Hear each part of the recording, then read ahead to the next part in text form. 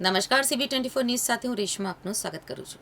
યુદ્ધના કારણે ખાડી દેશોમાં ફસાયેલા લોકોની મદદ માટે વિવિધ સામાજિક સંસ્થાઓની સાથોસાથ વેપારી સંસ્થાઓ પણ આગળ આવી છે. IBF ભારતીય નાગરિકો માટે હેલ્પ ડેસ્ક શરૂ કર્યું છે. ઈરાન અને ઇઝરાયલ અમેરિકા વચ્ચે ફાટી નીકળેલા યુદ્ધના કારણે UAE, સાઉદી અરેબિયા, ઓમાન અને કતાર જેવા ખાડી દેશોમાં ફસાયેલા લોકોની મદદ માટે વિવિધ સામાજિક સંસ્થાઓની સાથોસાથ વેપારી સંસ્થાઓ પણ આગળ આવી છે. ઇન ગ્લોબલ બિઝનેસ ફાઉન્ડેશન એટલે કે IBFએ ભારતીય નાગરિકો માટે હેલ્પ ડેસ્ક શરૂ કર્યું છે. અત્યાર સુધીમાં 82થી વધુ લોકોએ હેલ્પ ડેસ્કમાં ઇન્ક્વાયરી કરી છે, જ્યારે 6 વ્યક્તિઓને IBFની મદદથી અમદાવાદ પરત લવાયા છે. ઈરાનના હુમલા બાદ દુબઈમાં ઘણા ભારતીયો ફસાયેલા છે. ભારતની કોન્સ્યુલેટ જનરલ દુબઈમાં અને એમ્બેસી અબુધાબીમાં આવેલી છે. ફસાયેલા લોકોએ IBFનો સંપર્ક કરતા IBFએ કોન્સ્યુલેટ જનરલ અને ભારતીય દૂતાવાસને જાણ કરી હતી.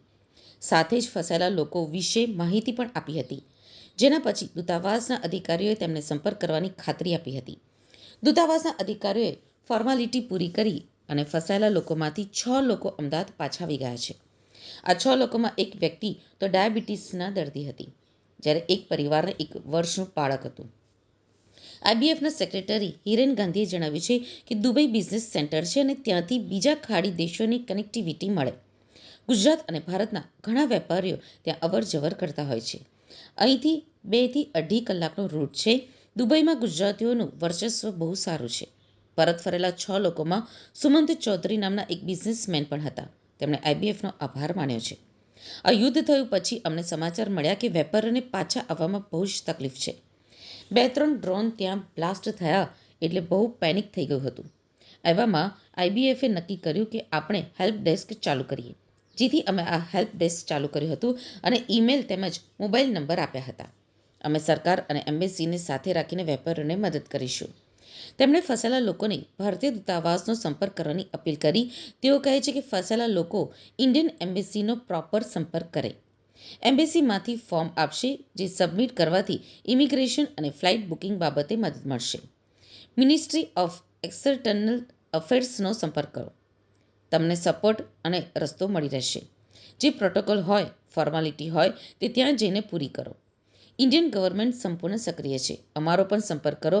અમે તમને સપોર્ટ કરીશું, સમજાવીશું. કોઈએ પેનિક થવાની જરૂર નથી. તેઓ કહે છે કે લગેજ વધુ હોવાથી 2 માણસોની જગ્યા ઓછી થાય છે. આવું કરવાની શું જરૂર છે?